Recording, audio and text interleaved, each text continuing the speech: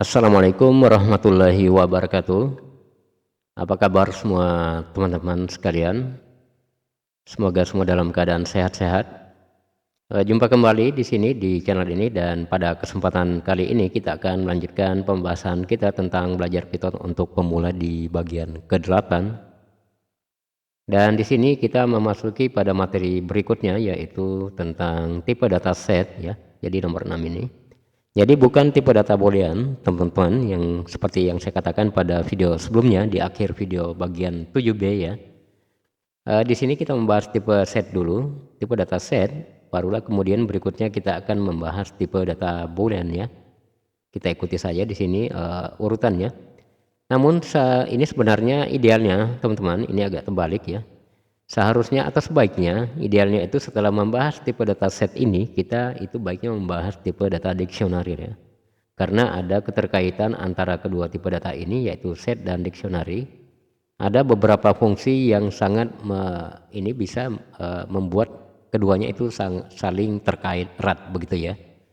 Tapi tidak mengapa, kita ikuti saja urutannya. Nah, baiklah teman-teman, langsung saja kita masuk pada Visual Studio Code. Dan pada folder kerja, teman-teman, di sini saya sudah membuat atau menyusun materi untuk pembahasan kita kali ini. Jadi materi ini dibuat agar kita mungkin lebih tidak banyak merambat kemana-mana ya. Jadi kita fokus karena ada panduan kita di sini. Dan mengingat kita juga berusaha menghemat durasi video. Jadi kita ini lebih membantu, sangat membantu ya.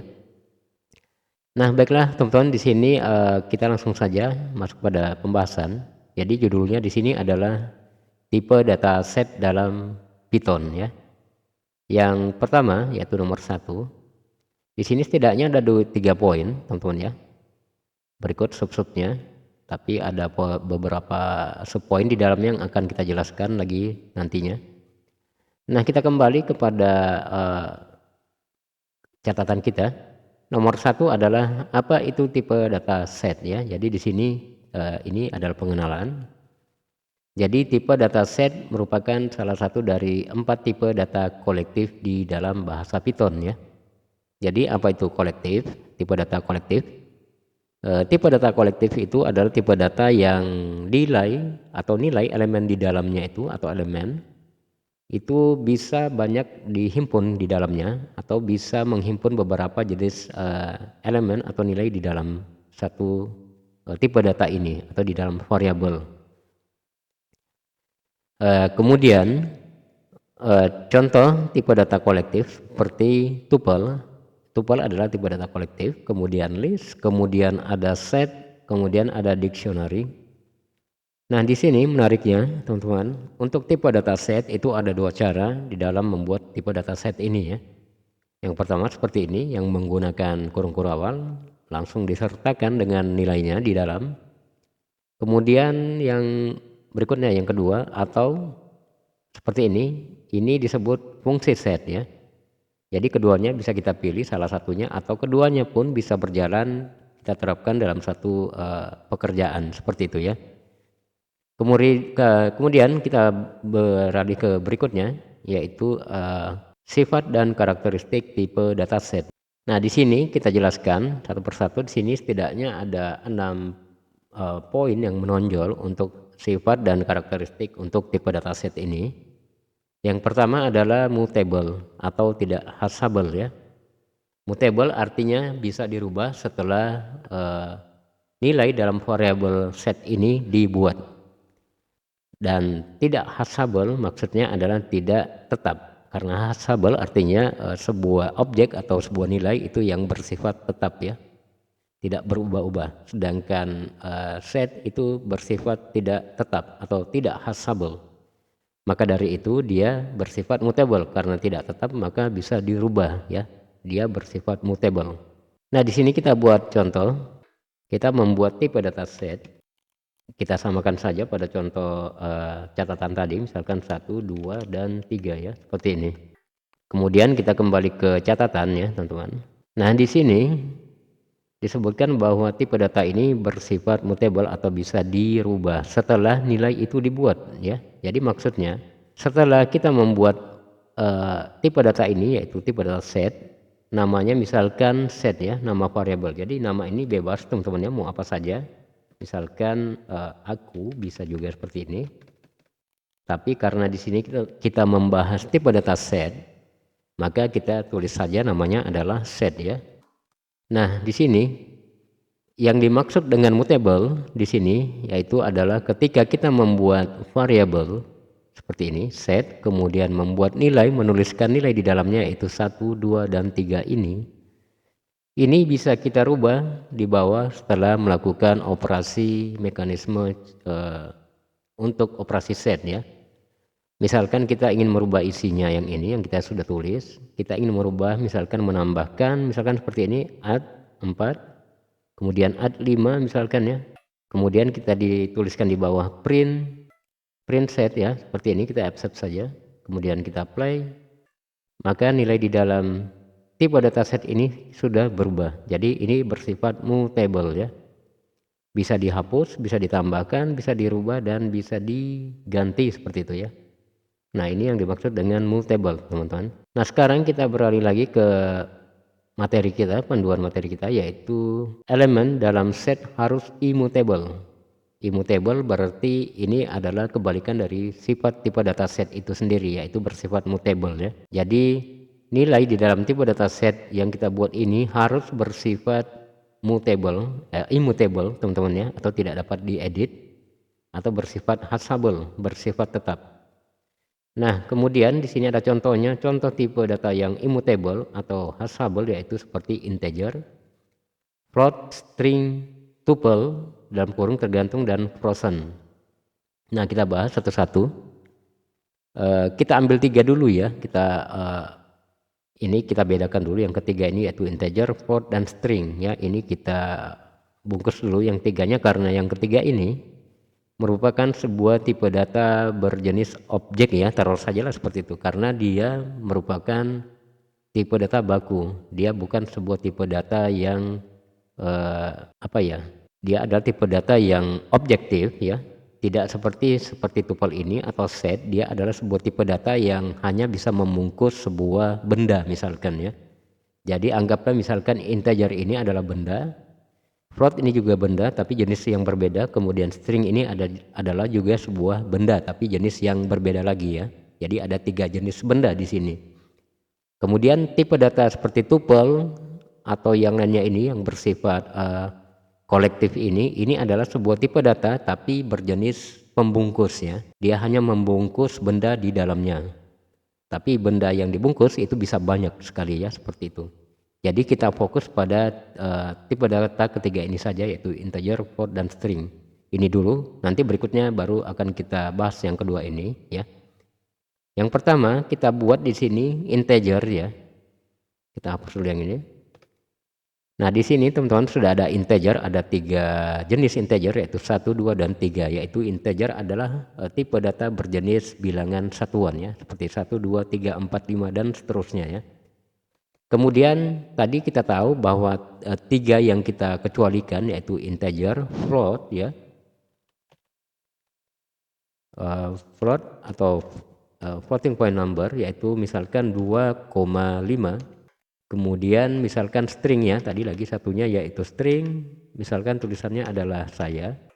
Nah, sekarang ini kita masukkan. Ini adalah ketiga ini adalah jenis tipe data baku ya, yang bersifat objektif ya. Objek ya adalah benda, misalkan ini adalah benda. Kemudian di sini ini adalah sifatnya, ketiganya bersifat immutable atau tidak dapat dirubah. Nah, ini kita bisa langsung masukkan ke dalam set. Untuk mengujinya, mengetahui apakah benar ini sudah masuk di dalam set dan tidak ada masalah, kita lakukan print untuk melihat output ya. Pertama kita print tipe dulu ya, untuk mengetahui kelasnya apa, tipenya. Kemudian kita accept saja yang ini. Kemudian kita buat di bawah yang ini. Kita lakukan print set sekaligus ya. Kemudian kita apply di sini. Nah, di sini ditampilkan kelasnya adalah set. Jadi benar ini terbaca sebagai set ya. Berarti ini aman dimasukkan. Berarti ini memang mendukung ya ketiganya ini. Kemudian di sini nilainya sudah ditampilkan juga, yaitu 1 integer, kemudian floating point number, kemudian ada string yang tulisannya saya. Nah, di sini kita kembali lagi ke materi. Ini adalah tipe data yang sudah kita contohkan, yaitu integer, float, string. Kemudian tuple. Kenapa ada tanda tergantung ya, tulisan tuple tergantung dalam kurung ya. Artinya tuple itu bisa dimasukkan, bisa mendukung, bisa pula tidak. Maksudnya karena tuple ini adalah jenis tipe data bungkusan atau tipe data yang bisa menampung banyak tipe data, selama isi dari tipe data tuple ini mengandung tipe data yang hanya mendukung untuk dimasukkan ke dalam set secara langsung, maka itu tidak ada masalah ya. Tapi jika di dalam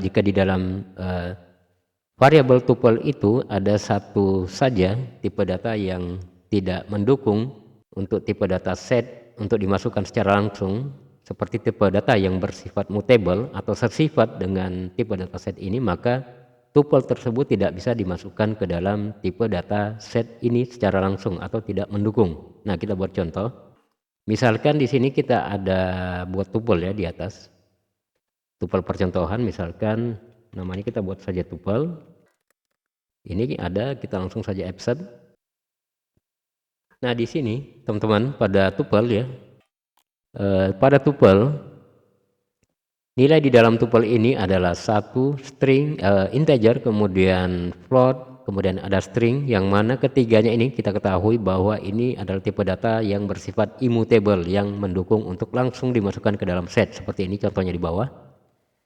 Jika tuple ini kita masukkan di dalam sini ya, misalkan kita buat lagi di dalam sini, kita membuat dalam kurung.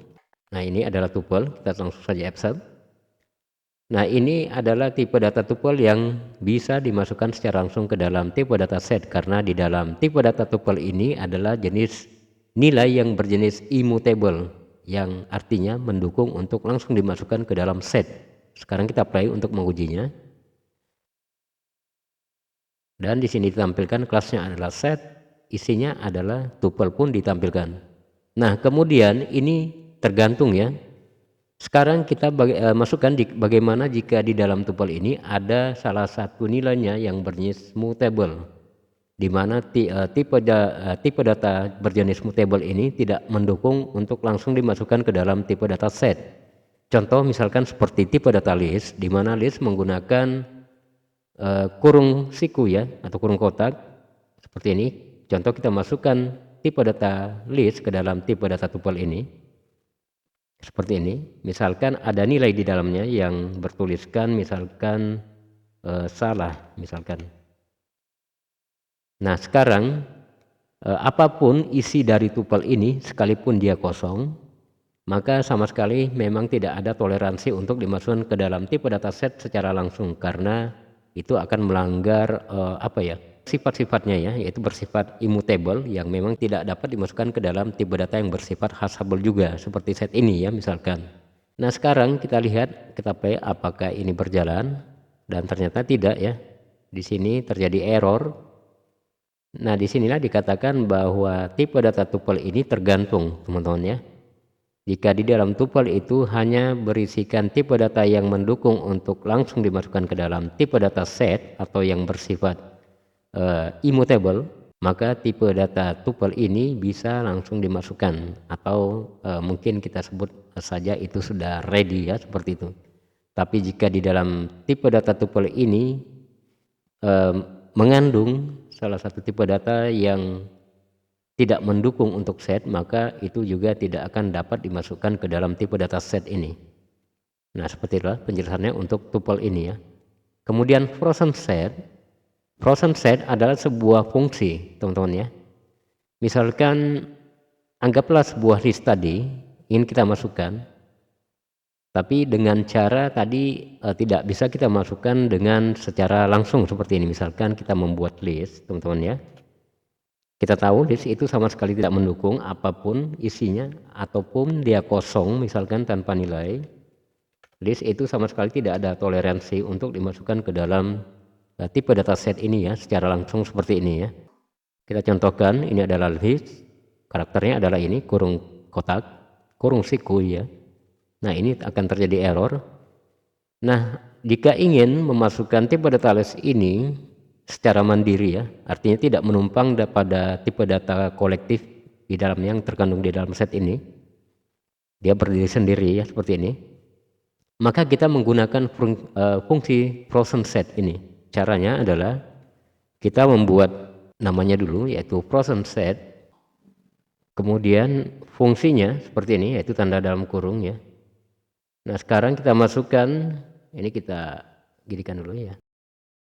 Sekarang ini kita buat, ini adalah fungsi frozen set, teman-teman ya. Sekarang kita buat list di dalam frozen set ini menggunakan kurung siku seperti ini. Misalkan tulisannya sama seperti yang ada di sini, kita samakan saja, kita absen.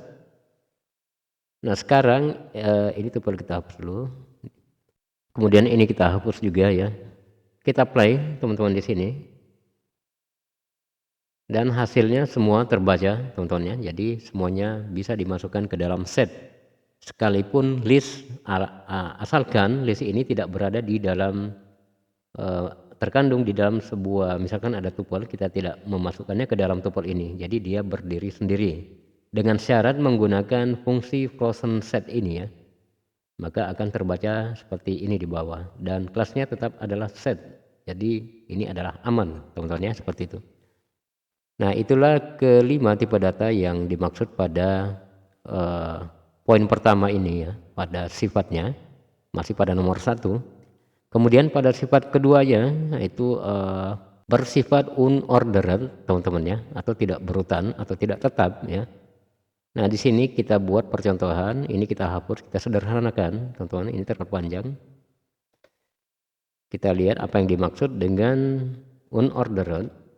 Kita akan memeriksa cara unordered itu seperti apa maksudnya, maka kita akan melakukan print out pada set untuk melihat hasil atau nilai di dalam variabel ini. Karena dia unordered, artinya nilai di dalamnya itu tidak tetap teman-teman ya, tidak bisa diindeks seperti itu ya, karena dia tidak tetap atau unordered ya, tidak terindeks, tidak bisa diindeks ya. Nah, sekarang kita play di sini untuk mengujinya. Nah, ini kita hapus dulu, terlalu banyak, kita play ulang. Nah, di sini teman-teman, pertama-tama ini awalnya masih sama ya urutannya, 1 di bagian pertama, 2,5 di bagian kedua, dan saya di bagian terakhir ya. Nah, sekarang bagaimana kalau kita play lagi ya, apakah masih tetap? Nah, sekarang posisi nilai di dalam variabel ini sudah berubah pada output, yaitu saya berada di bagian pertama, kemudian 1 di bagian kedua, kemudian 2,5 di bagian ketiga. Nah, ini terus berganti teman-teman ya. Jadi dia itu tidak stabil atau tempatnya itu tidak tetap di dalam teman-teman, makanya ini disebut dengan unordered, tidak bisa diindeks teman-teman ya. Ini kita hapus, jadi tidak memiliki urutan tetap, mungkin di dalamnya itu dia sangat dinamis ya, pergerakannya itu terus berganti seperti itu ya. Kemudian di sini masih pada sifat unordered atau tidak berurutan ya. Ini pun tidak mendukung indexing atau switching. Jadi indexing itu apa teman-teman ya? Jadi indexing itu ketika kita ingin mengetahui tempat atau kedudukan sebuah nilai atau elemen di dalam sebuah variabel. Misalkan pada list yang kita contohkan pada video sebelumnya, jika teman-teman menonton video tersebut, itu kita ada melakukan operasi ini, yaitu fungsi ini, yaitu menggunakan fungsi indeks dan melakukan switching ya dari indeks. Nah, bagaimana maksudnya teman-teman? Di sini kita contohkan. Kita contohkan di sini kita mengambil dari membuat variabel dari list ya, karena set tidak mendukung, artinya berarti kita tidak bisa melakukan percontohan indeks atau switching pada set ya. Berarti kita akan mengambil percontohan dari tipe data yang lain yang mendukung ya. Misalkan list, kita buat list di sini. Kayak ini kita kunci dulu agar tidak berpengaruh ya. Nah, di sini kita membuat list, teman-teman. Taruh saja isinya adalah ini, kita accept saja. Kemudian kita akan melakukan indeks ya. Di mana untuk mengindeks nilai, teman-teman, pertama-tama kita harus tahu letak nilai tersebut sesuai urutan indeks. Untuk mengetahuinya, pertama-tama kita, karena di sini ada 3 nilai, maka kita akan membuat tempat terlebih dahulu. Ada 3 tempat karena ada 3 nilai. Jadi kita membuat 3 tempat. Pertama misalkan A, untuk menempatkan indeks atau mengetahui indeks nilai pertama ya, seperti itu. Nama variabel list, kemudian dot index, kemudian kita ingin mengetahui nilai yang pertama ya, misalkan, kemudian kita buat lagi di bawah B sama dengan indeks 2,5, langsung sudah ada ya, kita accept saja langsung. Kemudian di bawah lagi kita buat lagi C ya, untuk mengetahui indeks nilai yang bertuliskan saya. Sekarang kita accept lagi yang di bawah, yaitu print A. Nah sekarang kita akan melihat urutan menurut indeks pada setiap nilai yang ada di dalam list ini. Kita play saja. 0. Oh maaf ya, di sini kita tidak, kita baru mengindeks nomor mengindeks nilai pertama yaitu A, itu berada di bagian indeks 0 ya. Indeksnya adalah urutan dengan angka 0 ya. Sekarang kita akan mengindeks secara langsung bersamaan, yaitu A, B dan C ya, seperti ini. Nah oke, seperti ini. Jadi kita sekaligus mengindeks dalam satu kali print ya, melakukan output ya, seperti itu. Nah sekarang kita lihat ditampilkan bahwa A atau angka 1 itu berada pada nomor indeks 0 ya.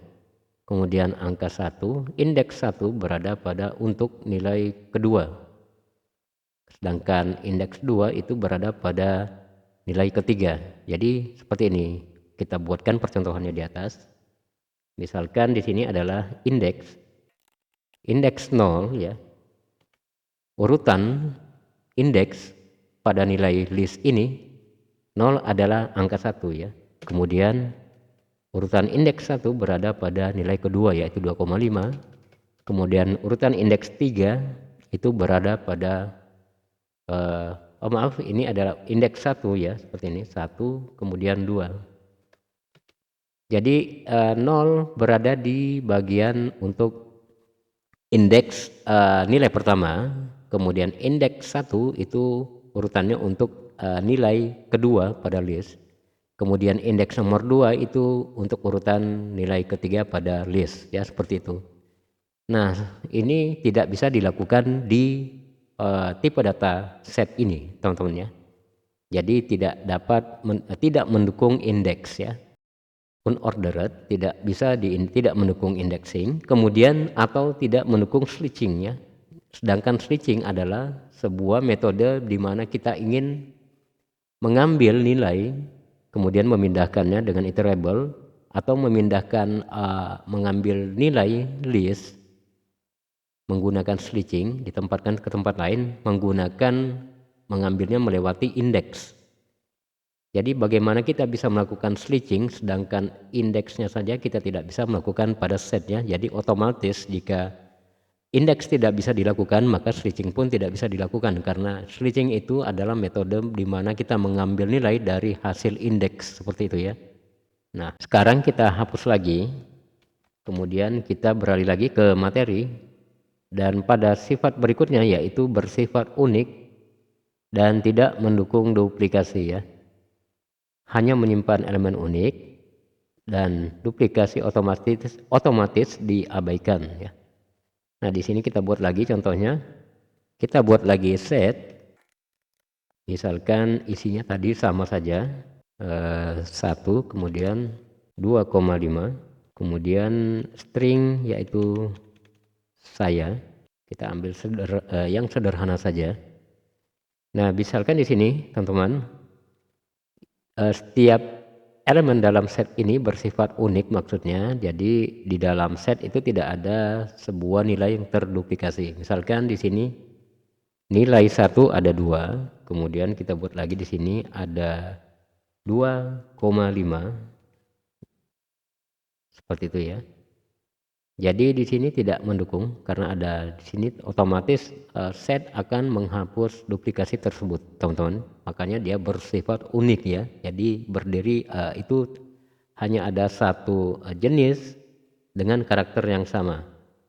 Misalkan kita lihat di sini, kita buat print di bawah untuk mengujinya. Ini kita accept saja. Kemudian kita play. Nah, di sini akan terjadi maaf, di sini ada kesalahan, teman-teman. Di sini 2, oh ya, ini kita tidak menempatkan koma. Kita ulang. Kita play lagi. Nah, di sini hasil pada output pada terminal, teman-teman. Kita ketahui yang kita tulis di atas ini nilai 1 ini atau angka 1 ini yang berjenis integer itu ada 2 ya. Ini dan di belakang, kemudian 2,5 itu juga ada 2. Nah, setelah kita melakukan print untuk melihat output atau menghasilkan output, di sini ternyata 1 dan 25 ini hanya ditampilkan masing-masing 1 ya. Jadi tidak ada yang terduplikasi seperti itu. Jadi ini disebut dengan nilai unik ya. Masing-masing berdiri, tidak ada duplikasi di dalam nilai ini. Kecuali mungkin kita akan menempatkan sebuah tipe data kolektif di dalamnya, di mana tipe data kolektif itu berisikan nilai yang ada duplikasi, maka itu tidak akan dihapus oleh tipe data set ini. Itu berbeda ya, karena artinya kita tidak menuangkannya ke dalam row-nya ya.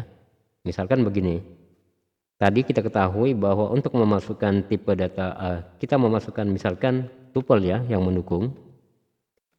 Misalkan di sini kita masukkan tuple dan isi dari tipe data tuple ini yaitu 2, anggap saja sama ya, misalkan 1,25, 1, kemudian 2,5, kemudian kita tulis lagi misalkan saya seperti ini.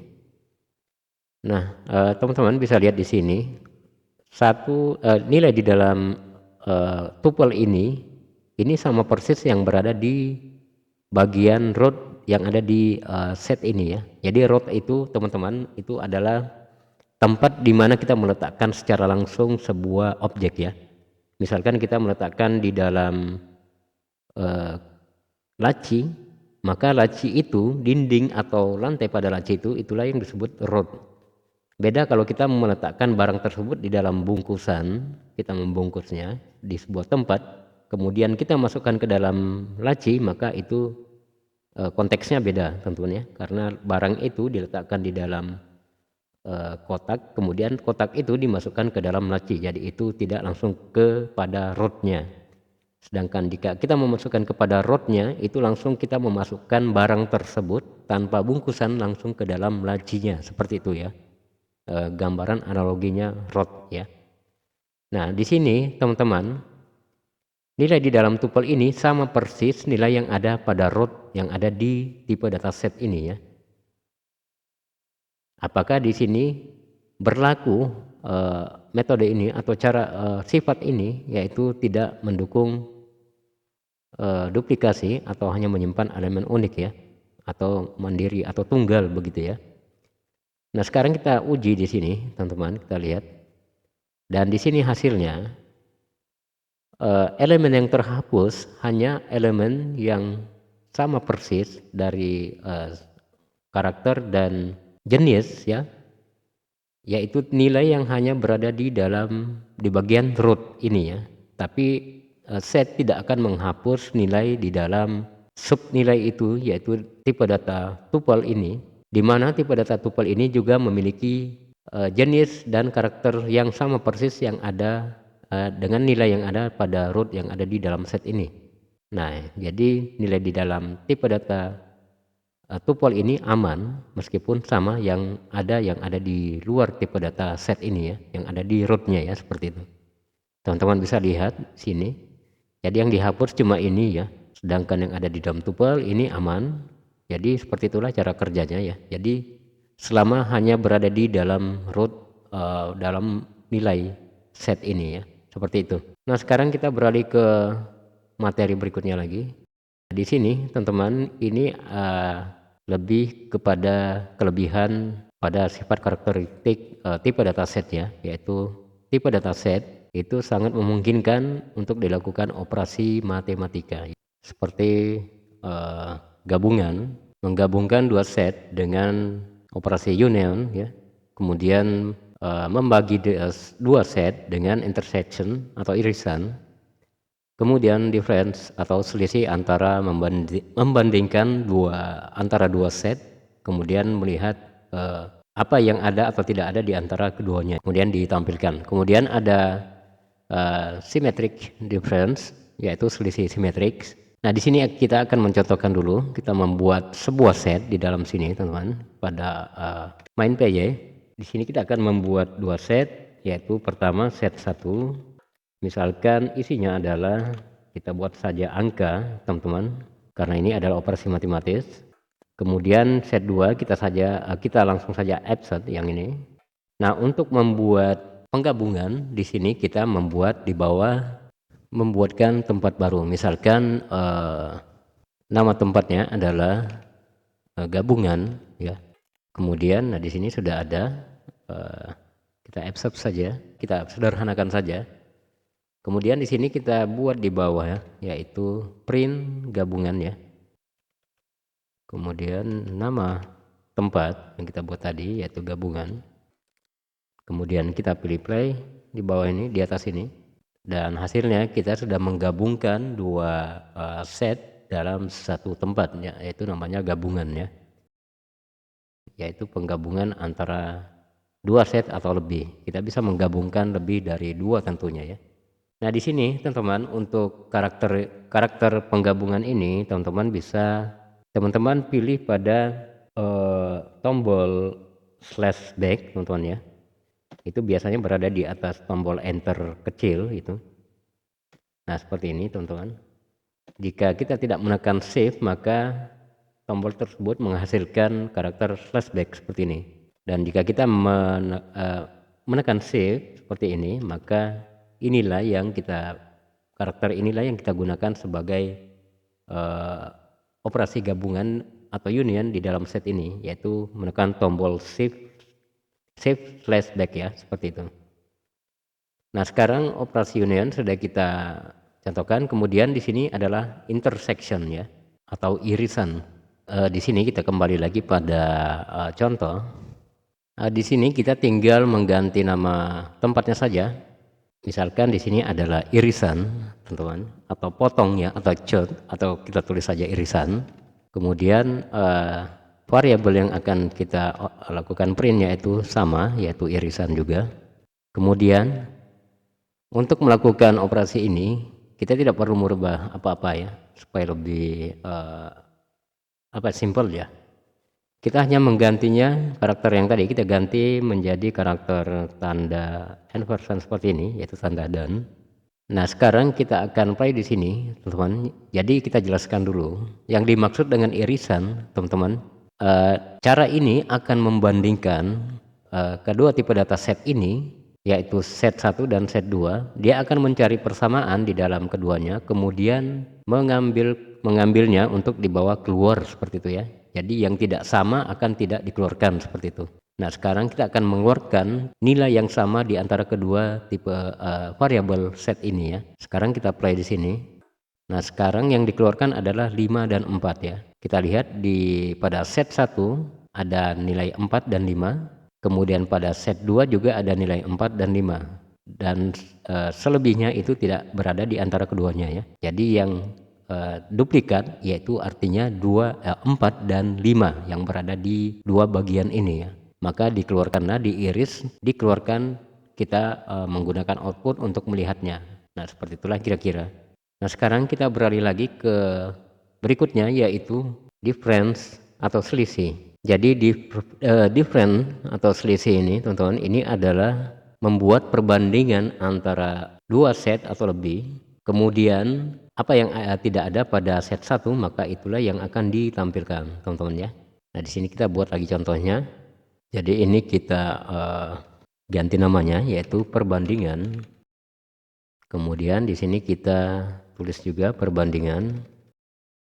Nah, untuk di sini kita jelaskan dulu, teman-teman. Ini kita ganti karakternya yaitu menggunakan tanda min seperti ini, teman-teman ya. Kita lihat dulu pada materi. Maksudnya di sini adalah selisih, teman-teman ya, bukan perbandingan. Maaf. Selisih. Kemudian di bawah kita ganti juga yang di print yaitu nama variabelnya atau nama tempatnya yaitu selisih. Nah di sini teman-teman kita jelaskan dulu. Di sini kita membuat perbandingan ada dua set di sini. Kemudian kita lihat nilainya, kita bandingkan apa yang ada di dalam nilai set 1, set 2, kemudian tidak ada di dalam set 1, maka apa yang tidak ada di dalam set 2 maka akan ditampilkan yaitu hasil dari set 1 ya. Maksudnya begini teman-teman. Misalkan nilai 1, 2, 3 itu tidak ada di dalam set 2 teman-teman ya.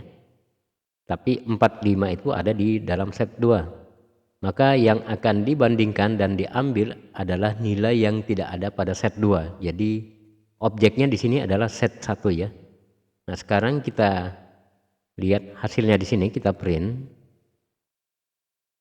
Maka hasilnya adalah 1, 2, dan 3 yaitu pada objek set 1 ya, yaitu nilai 1, 2, 3 tidak ada pada set 2 ya, sedangkan 4, 5 itu ada pada set 2. Jadi nilai yang tidak ada pada set 2 akan ditampilkan, artinya selisih ini perbandingannya kita ambil objeknya adalah set 1 ya, seperti itu ya kira-kira. Nah sekarang kita beralih ke berikutnya teman-teman, yaitu symmetric difference atau selisih simetris. Di sini maksudnya adalah kita akan membandingkan dua elemen atau nilai, kemudian menampilkan objek yang tidak ada di antara keduanya. Di sini kita buat contoh. Nah di sini teman-teman kita tinjau dulu, akan kita rubah nilai di dalam ini. Ini tetap saja ya nilainya, atau kita buat sederhana saja teman-teman. Di sini kita buat mungkin sampai 3 nilai saja ya, 3. Kemudian di sini kita buat 3 dan 3, 4 dan 5 ya. Ini komanya kita hilangkan. Nah di sini teman-teman, di sini kita akan menjelaskan dulu ya.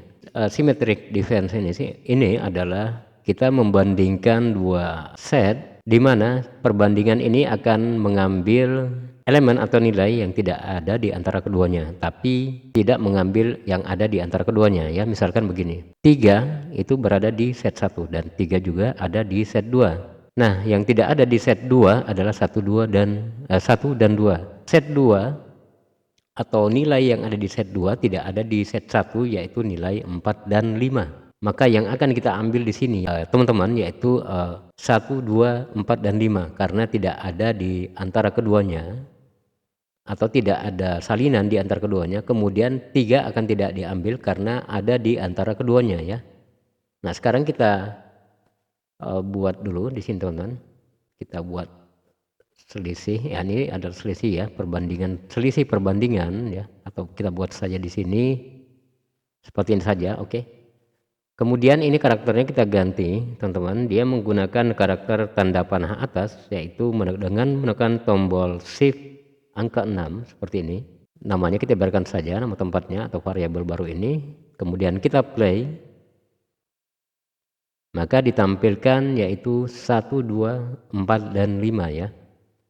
Yaitu 1 dan 2 tidak ada pada set 2, sedangkan 4 dan 5 tidak ada pada set 1. Sedangkan 3 tidak diambil karena ada di antara keduanya ya. Jadi seperti itulah perbandingan simetris. Nah baiklah teman-teman, mungkin untuk pembahasan ini kita akan melanjutkan di bagian ke-8B ya. Mengingat durasi mungkin sangat terlalu panjang jika akan kita habiskan sampai di bawah. Jadi kita cukupkan dulu sampai di sini untuk pertemuan di bagian ke-8 ini. Berikutnya akan kita sambung di bagian ke-8B ya. Semoga teman-teman bisa paham dengan apa yang saya sampaikan ya. Dan sampai jumpa. Wassalamualaikum warahmatullahi wabarakatuh.